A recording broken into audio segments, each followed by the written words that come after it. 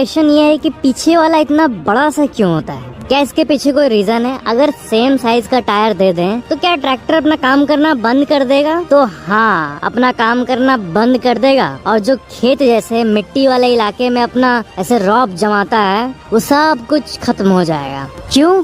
वो इसलिए क्योंकि जो ट्रैक्टर का पावर जनरेट करता है वो करता है पीछे वाला व्हील, बड़ा व्हील, बट आगे का व्हील जो छोटा है। ये एक ऐसा कॉम्बिनेशन है जो कि बहुत मस्त है और इसी के चलते आज तक